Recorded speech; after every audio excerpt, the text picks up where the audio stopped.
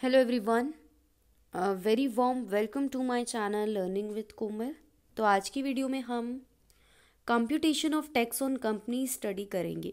तो जैसा कि मैं आपको बता दूं, ये हमारे असेसमेंट ऑफ कंपनीज़ का ही पार्ट 2 वीडियो है। इससे पहले हमने असेसमेंट ऑफ कंपनीज़ के ऊपर इंट्रोडक्शन वीडियो दिया था, जिसमें हमने कंपनी, टाइप्स ऑफ कंपनी और इम्पॉर्टेंट पॉइंट्स स्टडी किए थे। अगर आपने वो वीडियो वॉच नहीं करी है तो डिस्क्रिप्शन बॉक्स में आपको उस वीडियो का लिंक मिल जाएगा, वो वीडियो ज़रूर वॉच करें। और आज हम आ गए हैं हमारे नए टॉपिक पर, जो कि है कि हमें टैक्स को कंप्यूट करना है, तो वो हम कैसे करेंगे। ठीक है, तो कंपनीज पर जो टैक्स लगेगा उसको हम किस तरीके से कंप्यूट करेंगे, आज हम ये सीखने वाले हैं। चैनल पर न्यू है या फिर आपने अभी तक हमारे चैनल को सब्सक्राइब नहीं किया है, तो मेरी आपसे एक हम्बल रिक्वेस्ट रहेगी, चैनल को प्लीज़ सब्सक्राइब ज़रूर करें, बेल आइकन को ज़रूर प्रेस करें, क्योंकि आपके लिए ही हम वीडियोस लाते हैं। वीडियो को लाइक, शेयर, कमेंट करना ना भूलें। चलिए फिर स्टार्ट करते हैं आज का टॉपिक। तो जैसा कि आप स्क्रीन पे देख सकते हैं, सबसे पहले हमें गिवन है computation of tax on companies. तो अब हम जानते हैं कि एक कंपनी का जो असेसमेंट होता है वो उसके खुद के नाम पर होता है ना। कंपनी पे tax on it's income, company अपनी जो इनकम पे है टैक्स पे करती है।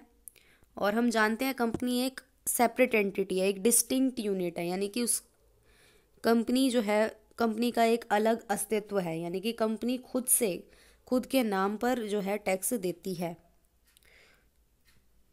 The tax paid by a company is not deemed to have been paid on behalf of its shareholder. तो यहाँ पे डिस्टिंक्ट यूनिट बोला गया है, यानी कि जो टैक्स पे किया जाता है कंपनी के द्वारा, वो हम शेयर होल्डर्स का टैक्स नहीं मानते, वो हम किसका मानते हैं, वो कंपनी का टैक्स है। ठीक है, हम जानते हैं शेयर होल्डर्स जो है वो कंपनी के मालिक होते हैं, लेकिन जो टैक्स पे करती है ना कंपनी, वो कंपनी का टैक्स होता है, ना कि शेयर होल्डर्स का। तो कंपनी इज लाइबल टू पे income tax on its total income. हम जानते हैं कंपनी की जितनी भी टोटल इनकम होगी उस पर कंपनी को टैक्स देना होता है, चाहे कितनी ही कम ही क्यों ना हो वो इनकम, पर उसको टैक्स देना पड़ेगा। तो the income tax is payable on its total income at a flat rate except on the income from for which special rate have been prescribed in the act. तो ऑब्वियसली फ्लैट रेट हमें given है, उस rate पे जो है company को tax पे करना होता है। तो अब हम सीखेंगे, तो यहाँ पे हमें रेट्स गिवन है।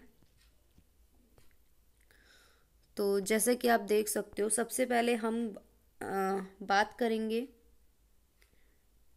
In the case of domestic company. तो ये जो रेट्स हमें गिवन है, ये असेसमेंट ईयर 2021 टू 2022 के गिवन है, तो इस बात का हम ध्यान रखेंगे। तो अगर हमें डोमेस्टिक कंपनी के केस की बात करनी है, ठीक है, तो सबसे पहले जो है आएगा विनिंग्स अंडर सेक्शन 115 बीबी, यानी कि 115 बीबी आएगा। तो ये जो विनिंग्स होती हैं, ये होती हैं इनकम अराइजिंग फ्रॉम गेम। मतलब ये जो विनिंग्स होती हैं, ये जो अमाउंट हम जीतते हैं, ये कैसे इनकम अराइज होती है, कोई गेम से होती है। Does not involve any skill, यानी कि यहाँ पे ये जो विनिंग्स हैं ये गेम से होती है, मतलब कोई आपने ऐसा काम नहीं किया कंपनी ने जिसमें कोई स्किल की रिक्वायरमेंट हो। ये एक तरीके का क्या होता है, गेम होता है।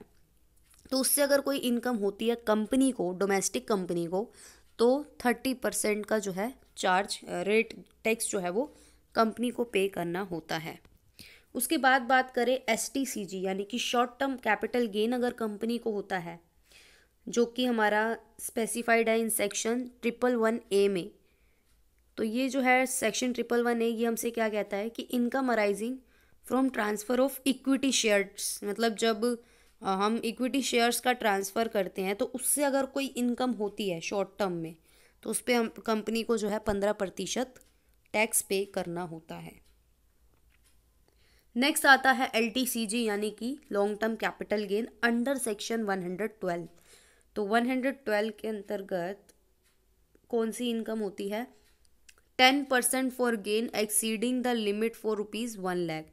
यानी कि लॉन्ग टर्म कोई हुआ गेन, और अगर वो गेन 1,00,000 से एक्सीड कर जाता है ना, अगर वो गेन 1,00,000 से ज़्यादा हो जाता है, तो जो है इस पे कंपनी को 10 to 20% जो है वो टैक्स पे करना होता है। उसके बाद LTCG अंडर सेक्शन 112A की बात करें तो अगर आप कंपनी जो है वो लिस्टेड इक्विटी शेयर्स का सेल कर देती है, उससे अगर कोई इनकम अराइज होती है, मतलब गेन अराइज होता है, तो उस पर 10% जो है वो कंपनी को टैक्स पे करना होता है। और अदर कोई भी इनकम होएगी उस पर जो है 30% कंपनी को टैक्स पे करना होता है। साथ ही साथ एक नोट हमें गिवन है, इफ़ टोटल टर्नओवर और gross receipt in previous year 2018 to 19 does not exceed 400 crore rupees, तो the tax shall be charge 25% instead of 30%।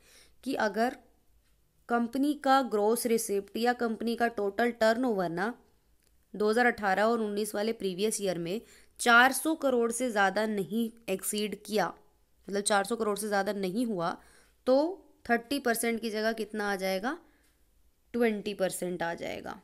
कौन सी असेसमेंट ईयर की बात हो रही है, 21 to 22 की बात हो रही है। ठीक है, नाउ लेट्स टॉक अबाउट, ये तो थी इनकम्स। ठीक है, अब आ जाता है सरचार्ज। तो अब सरचार्ज के बारे में हमें गिवन है 7% on the amount of income tax if total income exceed 1 crore rupees but does not exceed 10 crore rupees. कि अगर टोटल इनकम जो है वो कंपनी की 1 करोड़ से ज़्यादा लेकिन 10 करोड़ से कम होती है तो सरचार्ज लगेगा 7% का, और यही अगर 10 करोड़ से ज़्यादा हो जाती है तो सरचार्ज लगेगा 12% का। ठीक है, तो उसके बाद मार्जिनल रिलीफ भी की भी सुविधा है, यानी कि मार्जिनल रिलीफ भी मिलेगा कंपनी को। मार्जिनल रिलीफ का कंसेप्ट आपको इसमें नहीं आएगा समझ में, तो मैं आपको रेकमेंड करूँगी कि आप मार्जिनल रिलीफ का एक separate video with example watch करें, तभी आपको मार्जिनल रिलीफ का कंसेप्ट समझ में आएगा। यहाँ पे कोई एग्जाम्पल गिवन नहीं है, वैसे मैं आपको एक शॉर्ट डिटेल में बता सकती हूँ कि मार्जिनल रिलीफ क्या है। मार्जिनल रिलीफ होता है कि जब आपकी एक लिमिट से जब इनकम थोड़ी सी एक्सीड हो जाती है, लाइक यहाँ पे हमें बोला गया है 1 करोड़। ठीक है, अगर वन कंपनी की इनकम जो है वो 1 करोड़ से ज़्यादा हो गई, थोड़ी सी ज़्यादा हो गई, लाइक 1 करोड़ हम मान लें, 1 करोड़ थोड़ी सी ज़्यादा in the sense 1 crore 2 lakh मान लो। ठीक है, 1 करोड़ 2 लाख हो गई, ठीक है, मान लिया आपने। तो अब आप देखो, अगर 1 करोड़ होती तो सरचार्ज कितना लगता, सिर्फ 7% का लगता, राइट, है ना। 1 करोड़ होती तो सरचार्ज सिर्फ 7% का लगता।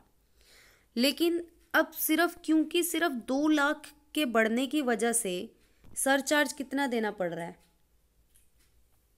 एक अंदाज़ा लगा रहे हैं। सॉरी, यहाँ पे एक 10 करोड़ का कंसेप्ट है, तो हम यहाँ पे 10 करोड़ को लेंगे। सॉरी, 1 करोड़ की जगह आप 10 करोड़ को मान के चलो। ठीक है, 10 करोड़ मान लो, 10 करोड़ 2 लाख हो गई आपकी इनकम। ठीक है, अगर 10 करोड़ तक थी तो 7% का सरचार्ज चलता, लेकिन क्योंकि 10 crore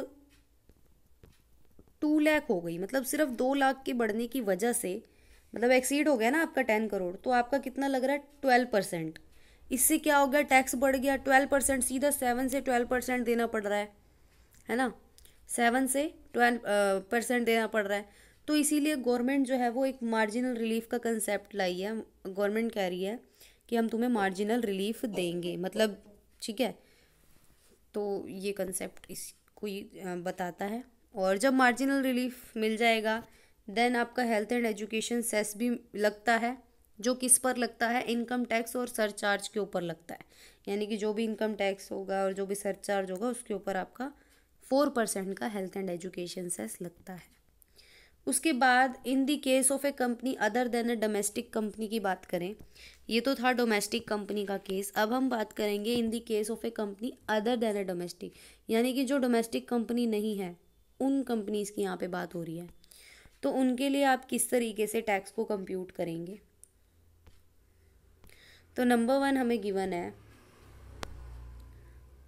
on income from royalty receive from government और एन इंडियन कंसर्न, कि इनकम हो रही है उनको रॉयल्टी रिसीव हो रही है गवर्नमेंट और इंडियन कंसर्न से, ठीक है, रॉयल्टी रिसीव हुई तो उसमें उनको 50% का टैक्स पे करना पड़ेगा। बेसिकली यहाँ फॉरेन कंपनी की बात हो रही है, जो डोमेस्टिक नहीं है इन द सेंस कि वो क्या है, फॉरेन कंपनी है। Second, on the income from fees for rendering technical services, कि इनकम हुई उनको, उन्होंने कोई टेक्निकल सर्विसेज ली, तो जो भी उनको अगर इनकम टेक्निकल सर्विसेज से रिलेटेड होती है तो उस पर भी उनको 50% का टैक्स पे करना होगा उस कंपनी को। देन वही विनिंग्स वाला पॉइंट आ जाएगा, ऊपर वाला जो हमने पढ़ा था STCG आ जाएगा, long term same to same आ जाएंगे वही वाले डोमेस्टिक कंपनी वाले, बस ये 2 पॉइंट एडिशनल थे, ठीक है। और इसमें थोड़ा सरचार्ज का अलग है और रेट में थोड़ा डिफरेंस है। अदर इनकम में यहाँ पे 40% का लगता है, वहाँ पे हमने 30 पढ़ा था ना, यहाँ 40 है बस। उसके बाद सरचार्ज की बात करें तो 2% on the amount of income tax, 2% तो इनकम टैक्स के अमाउंट पर लगेगा if total income exceed 1 crore but does not exceed 10 crore, ठीक है। और 5% लगेगा if total income exceed 10 crore. तो यहाँ पे रेट्स का थोड़ा डिफरेंस है, वो हम ध्यान रखेंगे। और हेल्थ एंड एजुकेशन सरचार्ज भी 4% लगेगा। तो ये थी computation of tax on company. तो हमने इसको डिस्कस किया। आने वाली वीडियोस में हम आगे सेक्शंस कवर करेंगे 115 से रिलेटेड जो भी है, और उसके बाद हम प्रैक्टिकल क्वेश्चंस को भी अटेम्प्ट करेंगे। तो चैनल को सब्सक्राइब करें, बेल आइकन को ज़रूर प्रेस करें, वीडियो को लाइक शेयर एंड कमेंट करना ना भूलें। Thank you so much.